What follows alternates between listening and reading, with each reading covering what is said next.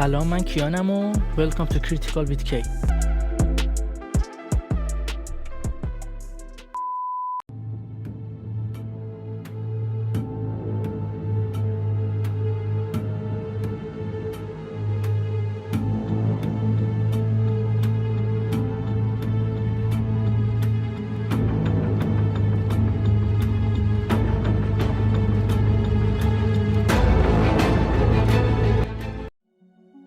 سریال امروز یک سری جنایی کره‌ایه که اقتباسی از رمان شارل بودلر و مانگایی با همین اسم یعنی فلاورز آف اویل.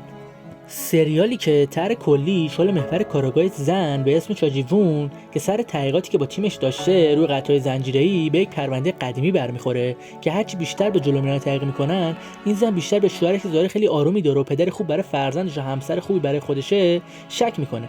به نظر من تا اینجای سریال خوبی به نظر میاد، ارزش دیدن داره. سریال 16 اپیزوده‌ای که تو شما اصلا برد نمی‌شونی، انقدر هیجان انگیزه و غیر قابل پیش بینی شما رو باعث میکنه که 15 اپیزود بعدی هم نگاه کنید، ازش لذت ببرید.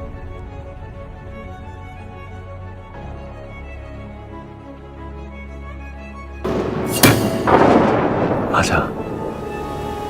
내가 죽였어. 네가 날 도와주면 내가 아는 전부를 말해줄게.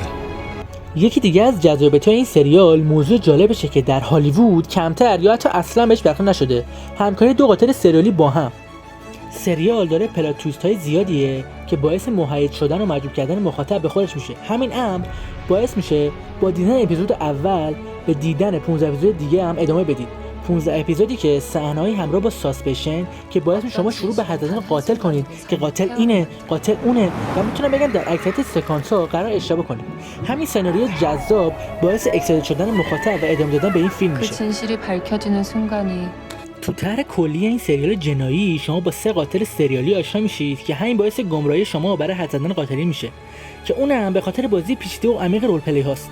اما اگه بخوام به بررسی بپردازم که چرا این سریال کره‌ای جذاب و جنایی ساخته شده، باید بگم به خاطر رمان و مانگای با همین نامه، رمانی که به قلم گوستاو فلوبر نوشته شده و اولین بار تو سال 1857 به چاپ رسید و بازخوردهای مثبت زیادی داشته. اما آبسندانهایی که این سریال همراه خودش داره، مثل قطعه‌های سریالی و رویدادهایی که پیرامونش اتفاق میفته، باعث بالا رفتن ریت این سریال جنایی شده.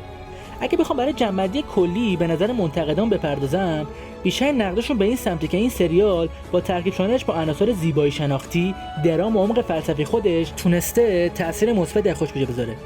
اگه عاشق سریال کره‌ای و جنایی کره‌ای هستین، به نظرم این فیلم یکی از بهتریناشه. در کل اگه از این نوع موضوعات خوشتون میاد، مثل اینکه سایکوپت چیه، سوسیوپت با سایکوپت چه تفاوتی داره، ممنون میشم تو کامنت‌ها برام نظرتون رو بنویسین. البته لایک و سابسکرایب فراموش نشه.